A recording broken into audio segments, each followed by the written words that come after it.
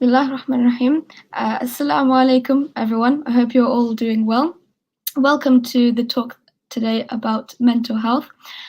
Sister Jamila is here, who has kindly been invited to speak to us about mental health, specifically relating to mental health in the Muslim community, and in particular, the challenges that Muslims face and students face with the whole lockdown situation that's going on, and I guess ways of coping and taking care of our well-being and our mental health during this time.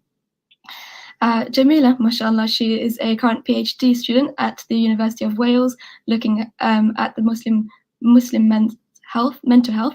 She is a board trustee at the Muslim Youth Helpline, working on partnerships and engagement. She is the chair of the Muslim Mental Health Coronavirus Response Group, a network of organizations aiming to provide mental health support as a result of the COVID-19 pandemic. She is the author of a chapter on mental health in the Muslim community in the book It's Not About the Burqa, and I would definitely recommend reading this chapter. I've read it and it was so interesting, and mashallah, it was really good. She is the project manager at the Muslim Council of Britain, running the Our Mosques, Our Future conference, and serves on the committee of the Muslim Council of Wales. She is also an alumni of the University of Exeter, graduated in 2016, and served as the vice president of the ISOC. Mashallah, I'll now hand it over to you. Thank you, Taz. Assalamu alaikum, everyone, and thank you to Exeter ISOC for inviting me back. I'm seeing the comments already, so I'm excited to start this talk, and I hope that people will bring in or ask me a lot of questions, inshallah. To start off, and apologies, I don't have my PowerPoint. I couldn't get it to work. So hopefully you're okay with just me talking, inshallah. So to start off, I just thought I would give a little bit of information about the Muslim Youth Helpline. So we were set up in 2001. So this year is our 20th year. We were set up by an 18-year-old, Mohammed Mamdani, from his bedroom, and he noticed that there was a need for Muslims who were struggling with whatever issues to speak to people that understood them from both their faith and cultural backgrounds. So we've been running for 20 years, and I think last year was probably our busiest year so far. We saw a 300% increase in our calls during 2020, obviously due to the coronavirus pandemic, and it was pretty 50-50 split between male and female callers. So 54% of our callers were female, 46% were male. And although our name is Muslim Youth Helpline, we had calls from aged 11 to age 56. The callers were from across the UK. And some of the most common issues that people called us about were family issues, relationships, depression, and anxiety. So one thing we launched this year, so we're not just available through a helpline, we're also available through email, phone, and what we launched last year was our WhatsApp service. So if you go on our website, myh.org.uk, you can find out a lot more about us, and obviously the service is there if you need it. I just thought I'd share some of the case studies that we have kind of experienced in the last year. I think that with the pandemic, with the lockdown, it's had different effects on people's mental health. Generally, it's been that because people are feeling like they can't control what's going on around them in terms of the pandemic, in terms of lockdown, people are looking for other ways to control, and sometimes that can come out in mental health issues. So I did a webinar during last week, and GPs were saying that they'd seen an increase of eating disorders, for example, because young people were using that, and this was specifically in young people were using that as a way to control something because everything around them felt uncontrollable. So one of the case studies we had on the helpline, we've had a lot to do with bereavement. So I think, especially at the beginning of the pandemic, the lockdown, coronavirus had a higher mortality rate in BME communities, and obviously Muslim doesn't equal BME, but I think it's between 90-95% of the Muslim population in the UK does identify as BME. So obviously there was that kind of extra impact on the Muslim community, and there are all sorts of kind of facts and figures about why the Muslim community was impacted, higher rates of poverty, higher rates of inequality, and impacted not only in bereavement and the physical symptoms of COVID-19, but suffering from more likely to lose their jobs. And as we know, there's been studies that it's harder to find a job if you're Muslim due to biases over someone's name, for example. So there has been a lot especially for the Muslim community to deal with this year, and a lot that's been specific to the Muslim community. And I think with students in particular, we've seen a lot of calls due to isolation. I know that myself, I was for 6 months out of last year, I was living completely alone. It was extremely tough. I didn't think it would be as tough as it was. I like to think I can deal with my own company, but I got bored of myself very quickly. And I think it's just been a very, very difficult year. And alhamdulillah, we are starting to see the other end of it. But I think if your mental health was impacted last year, just because lockdown is ending or things are getting back to quote unquote normal, whatever that is, mental health and the negative impacts that the virus has had on your mental health aren't going to go away. So that's kind of a bit about Muslim Youth Helpline and what's been going on, especially what we've seen as a result of the pandemic. So generally, mental health, and I can never say this word, so I'm gonna say stats or numbers because I can never say the full word statistics, I just can't. So anxiety and depression are probably the most common mental disorders that we see in the UK. And the Mental Health Foundation estimates that 4 to 10% of people in England will experience depression in their lifetime. And, there are, I guess, certain triggers for certain mental health conditions, such as poverty and inequality and economic disadvantage. So it's looking at the whole picture when you're looking at mental health.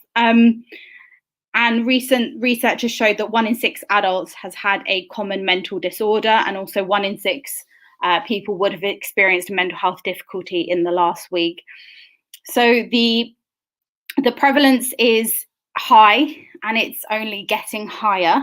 So I'm hoping that towards the end of this talk and throughout the questions, I can give you some coping mechanisms or some things that have helped me that may help you. But obviously, and I have to caveat this, that if you are experiencing symptoms or you feel like you cannot cope, then please do go to your GP or seek professional help. So mental health in the Muslim community, it is something that is stigmatized. I think that things are changing. I think we as a community are getting better, and I think the wider society is getting better. But there are things that are, as I spoke about with the coronavirus, there are things that are unique to the Muslim community in terms of mental health. So I guess one of the most common ones is attributing mental illness to jinn possession. Now, while I am not a scholar, nor am I a psychologist, but from my research, there is debate about what a jinn can and cannot do. And the attribution to kind of just call all mental illnesses or all mental health struggles and to label that as jinn is not effective and really not helpful. And I think we need to look at the examples set in our Islamic history to know that mental health and mental well-being was taken seriously, and mental illnesses were taken just as seriously as physical illnesses. Apologies, I had getting my notes up. So even the Prophet ﷺ, he went through difficult times. He experienced the year of sorrow when his wife Khadija died and his uncle Abu Talib died. When his son Ibrahim passed away, he felt sadness. And there's a hadith that said, then he wept more and more and said, the eyes are shedding tears and the heart is grieved. And we will not say except what pleases our Lord. Indeed, we are grieved by your separation. So it kind of shows, I think, from my experience, there can be kind of a tendency to, within the Muslim community, to not want to express our emotions because we should be content with what Allah subhanahu wa ta'ala has given us. And I think that sometimes comes across in a way where we then don't express any emotions and we bottle things up. And that's not the precedent that has been set throughout our Islamic history, if that makes sense. And, you know, we've seen things like the first mental health hospital was set up in 9th century Baghdad. We've seen that early versions of cognitive behavioral therapy were also written about in the 9th century by Al-Balkhi, who was a scholar. He wrote a book called Sustenance of the Soul. And there are examples, and I think we need to go back to them and treat mental illnesses as important as physical illnesses, because something that I've seen people get told and that people have told me they've been told is that when they've experienced, whether it's anxiety, depression, a period of sadness, whether it is a diagnosable mental health condition that they've been through, or it's just a form of low mood or something like that, they've been told that if they pray it away, then all their problems will be solved, or this wouldn't be happening to them if they weren't if they were a good Muslim. And I think that's extremely dangerous because it prevents people from speaking out. And I think that although prayer, dua, reading Quran, it can help, we never say that to, if someone came to you and said, oh, I have diabetes or I broke my leg, you know, no one's ever going to say, oh, you just need to pray and then your broken leg will be gone. Okay, pray for your healing, pray, but also go to the doctor. And there's the hadith about tying your camel. So trust in Allah, but also tie your camel. So trust in Allah, pray in Allah, but tie your camel, go to the doctor, seek professional help. That's the kind of hadith I always use to show that you can do both. And I think something that I've seen, and it's not just in the Muslim community, but I think I wanted to mention because it does annoy me. When people say you can't be sad because, you know, someone else has it worse. So you shouldn't be sad right now because of what you've gone through, because someone has it worse. You know, there are people who don't have food, for example. And it really confuses me because there's been no point in my life where I've been really happy and someone has come along and said, stop being happy because there's someone who's having a happier day than you right now. And to me, while it can work sometimes to occasionally put things in perspective almost, I think that's very individual and it's something that someone has to realize for themselves. And it's unhelpful because it just leads to, you know, bottling it up and unhealthy coping mechanisms when what people need is to be able to speak and be heard, whether that's through their family, friends, or whether that's, you know, on a helpline like ours. So yeah, I just wanted, I know I've been talking for like 15 minutes straight, so I was wondering if anyone had any questions. I think I can see comments. If anyone has any questions, then please do feel free to put them in the chat because you're probably getting bored of my voice and want me to answer some questions, inshallah. So my personal experience of mental health and mental illness, I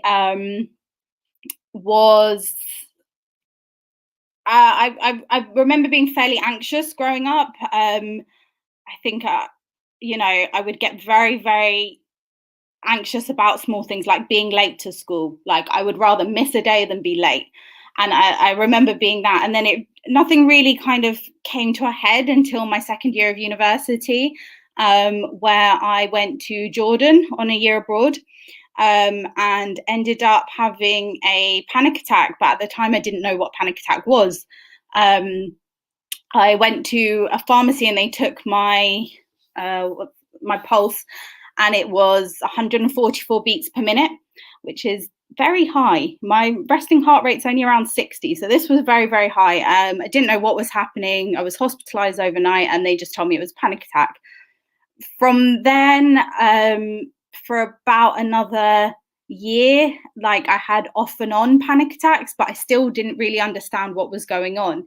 It's only when I kind of had enough and went to the doctor and they said, you've got anxiety, and kind of we took it from there.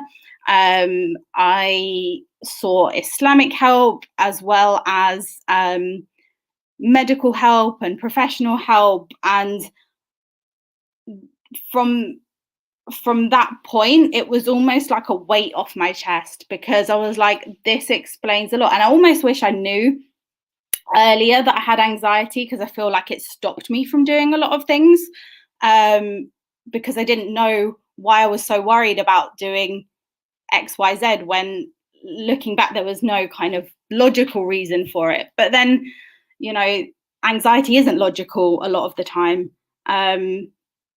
So yeah, these are obviously just my personal experiences, because I think sometimes I know sometimes people are reluctant to speak about their personal experiences, and obviously no one has to, but I think sometimes it can help. I know that after I wrote my book chapter, a lot of people said it helped them go and seek help, which is why I think I'm okay talking about it now.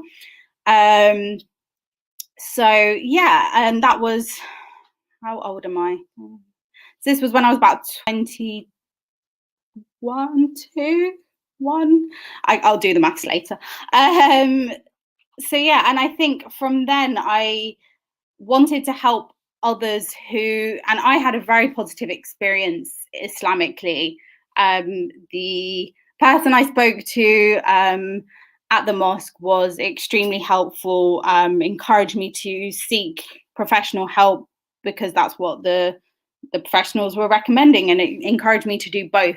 And I realized afterwards that often wasn't what a lot of people were experiencing, and I wanted then to make sure that everyone had a positive experience like I did. But I think even obviously it's not been kind of smooth sailing from there. Everyone has their ups and downs. There are things that, there are times when my anxiety is awful, but it's never been that bad again, because I've kind of developed coping mechanisms and got the help that I needed to get. And I think that no one should be ashamed or scared to get the help that they need. Yeah, sorry. And if anyone does have any questions, please do put them in the chat, because I'm conscious that I speak very, very fast and I feel like I'm going to run out of time. Or no, I'm going to not use up the time. So please do put in questions in the chat, inshallah. So one thing that I thought could be helpful was to just go over some tips. I know we always get a lot of mental health advice, especially in the last year, given to us, and some things don't always work, and I think you have to pick what works for you. One thing I will say is be very careful where you get mental health advice from. I've seen so many TikTok videos where they've said, did you know that if you have this, this, and this means you've got anxiety? And please do not be diagnosed from a TikTok video. I think there's so much information out there, and it can be really difficult to find good information and accurate information. And I think that sometimes what is someone's personal experience, like things that worked for me aren't necessarily going to work for everyone. So some of these, so a lot of these tips are things that I have researched or been taught, or are things that are used, you know, in things like mental health first aid. So yeah, be careful where you get your mental health advice from, and I do have a list of organizations that I will share at the end, more organizations that can give, you know, great counseling or help, or yeah. So a couple of the tips. So the first one is grounding. I don't know if anyone's ever heard of grounding. So this is a good tip for if you're feeling overwhelmed, or if someone you think may have a panic attack. So grounding is helpful when you are panicking and disassociated with what's going on around you and you feel like you're not thinking clearly. So grounding uses the 5 senses to situate yourself and connect yourself with your surroundings. So you kind of sit and you encourage someone to think about, you know, 2 things that they can touch, 1 thing that they can smell, 1 thing they can taste, 3 things that they can hear, and 4 things that, you know, any numbers that they can see. And it kind of connects you back into the room, and can make you feel calmer. It's something that has worked for me in the past. Obviously, as I said before, not everything's going to work for everyone, but it is a good kind of tool to have in your belt. Sometimes it could be, it might not work. It might be that someone is experiencing like sensory overload. I know that it happens to me when like the TV's on, plus something's going on from my phone, plus someone is talking. It can be a lot. So in those instances, I think sitting with headphones in and listening to one thing and concentrating on one thing, or, you know, closing your eyes and helping to concentrate on one thing, that can also work. And it completely depends, you know, on the situation someone is in, or, you know, what their personal what your personal preference is. Another thing that is helpful is the HALT acronym, which is basically if you are feeling, you know, stressed or not quite right. Are you hungry, angry, lonely, or tired? So HALT. Often we can kind of forget about those kind of basic needs when we're stressed about something, and it's important to remember those. I know sometimes I've been really stressed out about something and I've gone to sleep and I felt a lot better in the morning. So something as simple as going to sleep helps. Deep breaths. I know that it's always a cliche, people saying deep breaths in and out, but they do help. There are kind of GIFs online that you can follow the breathing up and down. And then this one I got from, this is something that's helped me, and I kind of saw the idea, and I'm sure it's not my idea, but if you've ever watched Friends, I don't know if people still watch Friends. I did ask my little sister, she said no, but there is an episode of Monica and Chandler's wedding where he goes missing, no one can find him, and he's really scared to get married. And basically what they do is they take it one step at a time. So they basically said, okay, well, you're not getting married, all you're going to do is go home and take a shower. And then it was, okay, all you're going to do now is get dressed. So if you break things down into those smaller kind of pieces, like I remember after having my panic attack, I could not even go outside and make it to the end of the road, like to walk outside. I just did not want to leave the house. So I broke it down into kind of like smaller steps. So, okay, well, first maybe I'll just go outside and, take a breath and then go back in again.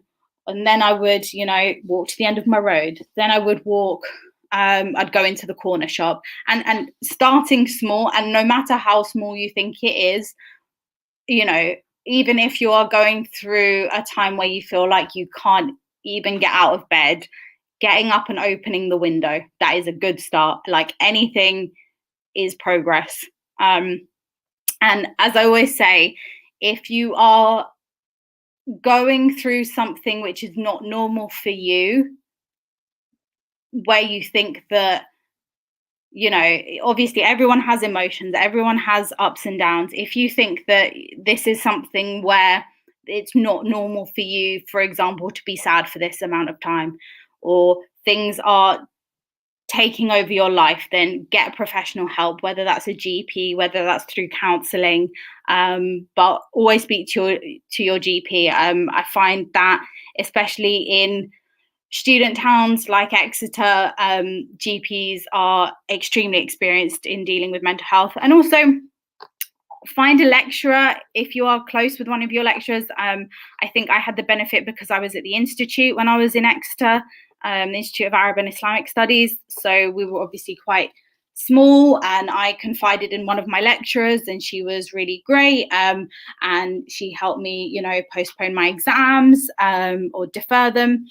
And I think find someone that you feel comfortable talking to. And it doesn't have to be your friends or your family. It could be a lecturer, it can be your doctor. I think that's something that's helped me. Obviously, I'm speaking from my own personal experience, because I think that sometimes it helps. Yeah. So the last kind of thing I just wanted to speak about was further where you can get further information or resources. So obviously Muslim Youth Helpline, we are a listening service, and we can also refer and signpost to other organisations that may be able to help you. So for example, if someone's going through financial difficulties, we could perhaps signpost them to the National Zakah Foundation, and different organisations like that. But for the majority of people, they just want someone to listen, and that's what happens on the helpline. Then there's the Muslim Counsellors and Psychotherapists Network. So that's mcapn.co.uk. That is a list of accredited Muslim counsellors and psychotherapists in the UK.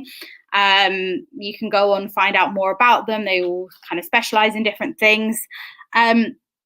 Mindworks UK, they are a faith-based counselling charity, and they provide low-cost counselling. So especially for students, people on low income, they, some of their counselling, I think they charge as little as like £5 per hour, for example, but it's done on what you can do, basically, and they'll talk you through that.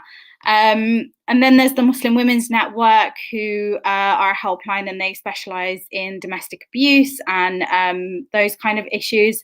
So that's another one, and that's mwnuk.co.uk. I will send these to Taz, and hopefully they can be disseminated, and inshallah you'll find them useful. So I've come to the end of my bit. I don't think I have much more to say. So I see there is a question in the chat. How can I support a family member going through a bad mental health period? Honestly, I think it's about listening to them. I think you can't predict someone's needs, but let them know that you are there for them whenever they are ready. I think that people grieve, or people, I just my mind went to grieving, I apologize. People kind of talk and open up at different paces, but as long as you know someone's there and for you, and whatever time of day it is. I think one thing I do personally, if I've got a friend who's going through a bad mental health period, I will tell them, look, I'm going to leave my phone on loud for you while I'm asleep. No one has ever rung me, but I think just knowing that the option is there if it's needed really helps them. I think reminding them that you are there for them, because sometimes as well, when you are going through a bad mental health period, you feel like a horrible person. I remember when I was in a particularly bad place, I remember missing my grandma's birthday party and I felt awful. Like I just felt horrible, but I was never made to feel bad about it.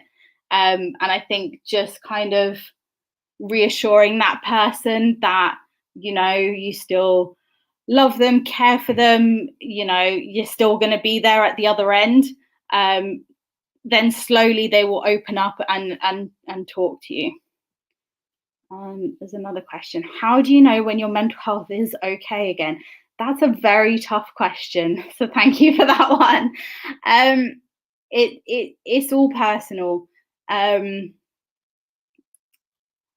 think you only know you, and there are small things that you can notice, and weirdly, I think sometimes other people notice it in you. Sometimes I've gone through something difficult, not told anyone, but like a week or two later, someone said to me, "Oh, you seem like yourself again. You seem a lot better," and it just. Yeah, sometimes you can't even recognize it. I think when you're able to do your normal day-to-day activities, I suppose, would be a way to measure it. But then what is normal for you isn't normal for everyone. So you just have to think about what is normal for you and not compare it to someone else's normal. But I don't really think that there is a way to measure it. Hi, Taz. Jazakallah khair for that. That was very interesting, and thank you for delivering and discussing such an important topic, because as you said, this is a topic that's not very often discussed in an open environment, and there's a lot of stigma associated with mental health in the Muslim community. So it's so great to hear that, alhamdulillah, there's these organizations that can really help, especially with people who are living alone or in very difficult situations with the whole pandemic going on. It's good to know that there's there is help available, that people are willing to go out of their way to help us. I just have a few other questions. Sure. To ask you. First of all, what do you find most rewarding about the work that you do? I've never been asked that question. That's a good one. I think knowing that I'm making a change, whether it's so I used to work in like mental health, modern day slavery and domestic abuse, and in that job the change was kind of instant almost. I could get some feedback from a client and implement it straight away, which was really rewarding. And now I'm still making changes, but in a more like long way. Does that make sense? Like it's more kind of long standing. I know that something I do, during the week, whether it's through research, whether it's a webinar I hold, it could impact someone, whether it's the next few months or the next few years. And I hear all those stories, or I've heard a lot of stories about people who have really suffered with their mental health because they've had nowhere to turn to. And I don't want anyone to ever feel like that. So if I can stop one person from feeling like that, then I will feel like I've done a good job. I hope that answered the question. I do. Yeah, it really does. And it's so good to hear that even the smallest, piece of advice that what may seem small piece of advice that you give a person really makes a difference and can really make their day. And like Prophet, Sallallahu told us that if you were to save one life, it's as if you saved the whole of humanity. And even, just small pieces of advice or showing that you're there for a person, that can really save a life. So it's, mashallah, like may Allah reward you for all the work that you're doing. I mean, yeah, I try and give tips that haven't just pulled out of thin air, that either have worked for me and may work for you. But obviously, I don't know what's going to work for you. You just need to, don't be afraid to try different things. Some people waking up at 5 a.m. and going for a run is the best thing for their mental health. I couldn't think of anything worse.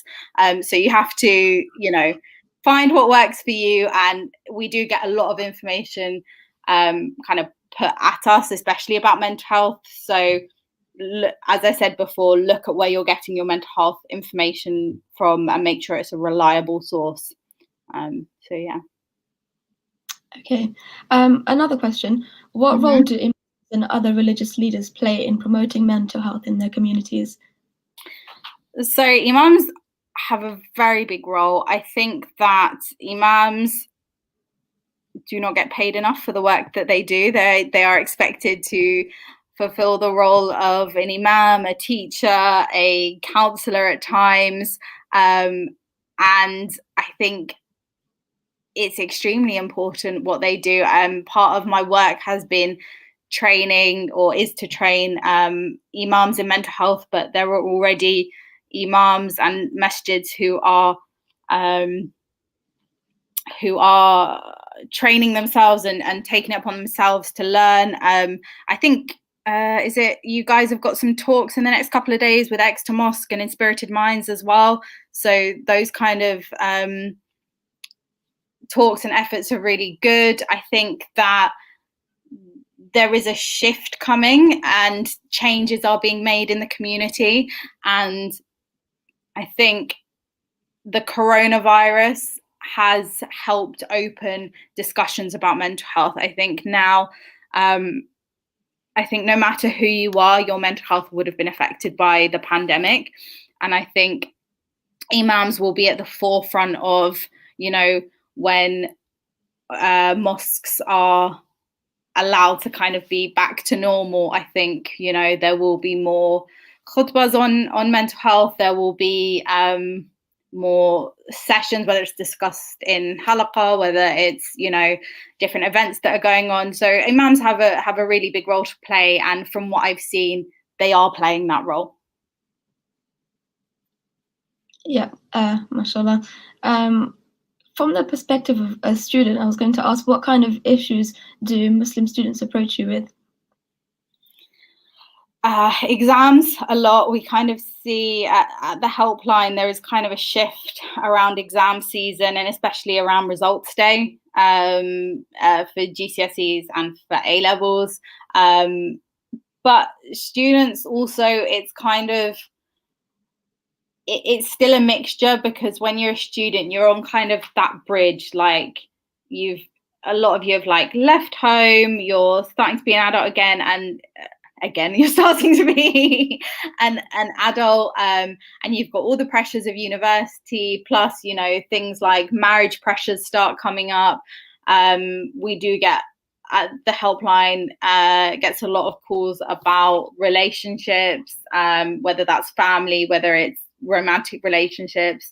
Get a lot of calls about marriage and finances a lot with students as well. And we do get calls for religious advice and faith and spirituality advice. We get calls because people think that they've done something wrong religiously and they want to be referred to a sheikh, or they want to talk through what has happened. Students, it's fairly mixed. I think especially in the last year, there's been a lot of calls, and a lot of students have been kind of had stresses that are quite unique. So whether that's, having to pay, financial pressures about having to pay for uni accommodation, but being at home, moving back in with your family. So this is something that I've experienced as a graduate, when you've been away at university for so long and then you have to go back home, and it's for a long period of time, like going back home for the summer, 1 or 2 months, okay, now, you know, at the end of it, you're going to be out of the crowded house and you can be off on your own again. I think there's been a lot over lockdown of students who have gone home and then had to stay at home. And there's been kind of family issues there. So that's kind of what we've had on the helpline. Okay, so in relation to that, what would you suggest, like in terms of the steps that Muslim students who are suffering from mental health illnesses, what steps should they take? So I think, you know, if things like setting a routine, like making sure you are eating, sleeping, exercising, if those things are not working, or if you are feeling like something isn't right, because, you know, trust your gut feeling, your gut is important. If you feel like something is right, go and see your GP. I think GPs should always be the first point of call, because they can advise you. Well, they can ask you questions to kind of determine whether it's a period of sadness that you're going through, or whether it's kind of a diagnosable mental health condition. And they can discuss through what options are right for you, whether it's medication, whether it's counselling, and from there, with what your GP is saying, also explore kind of Islamic options, whether that's reading specific du'as, whether that's praying extra prayers, but do it in conjunction. I think what I would suggest for students is no different really than what I'd suggest for kind of the general population. I think it's just about knowing yourself, knowing what is and isn't normal for you, and not being afraid to, when you think something is wrong, to get help. And, you know, not everything is for everyone. Medication, some people do not agree with it. You know, counselling, some people don't get along with counselling. I think you need to explore and find what works for you.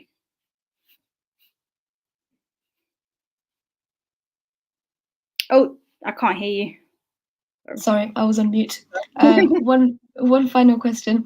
What are some common misconceptions in the Muslim community about mental health, and how should we deal with them? Jinn is the big one. That, you know, if someone is suffering from you know, mental health disorder, whether it's anxiety, depression, schizophrenia, it's because of a jinn. That comes up a lot and can leave the person suffering extremely vulnerable. And, you know, I'm not here to comment on, you know, the capabilities of a jinn. What I am saying is often there is, and, you know, 9 times out of 10, there is a mental health or reason that needs to be explored before exploring jinn. I think that there is still a lot of stigma in the community. I think that people often will say that you can pray your mental illness away, which is wrong, because it's a illness and you can't pray away the flu, you can't pray away the coronavirus, you can't pray away a broken leg just as much as you can't pray away depression. I think the attitudes are changing, especially with this generation, and we're getting there. Alhamdulillah, that's good to hear, because it's so, I can imagine how difficult it is when you know, a person tries to seek some advice. First of all, speaking out about, you know, what a person's suffering through is difficult already, and then being told, you know, to just pray it away, you know, that just makes them want to bottle up even further. But alhamdulillah, it's good to see that there is a slow change, and inshallah we can help reduce that stigma around mental illness very soon amongst the Muslim community. I can't see any other questions, but a lot of comments. So I think that brings us to the end of today's talk. Jazakallah khairan for sharing sharing that, for sharing the advice, and even sharing your own personal story. It was so good to hear that, mashallah, you were able to receive the help that you needed in the end, and alhamdulillah, you're coping much better now, and at the same time, going out of your way to help other people. So may Allah reward you for that, and also for delivering this talk. Thank you for having me. I miss my ISOC days, as I'm sure the comments may suggest. And I think Exeter ISOC have done some brilliant work this year, helping Exeter students through lockdown, like with your charity week and Believe and Do Good. So well done to you guys. Thank you. Okay, so we'll end the session here then, inshallah. Assalamu alaikum everyone, and jazakallah khairan for joining us.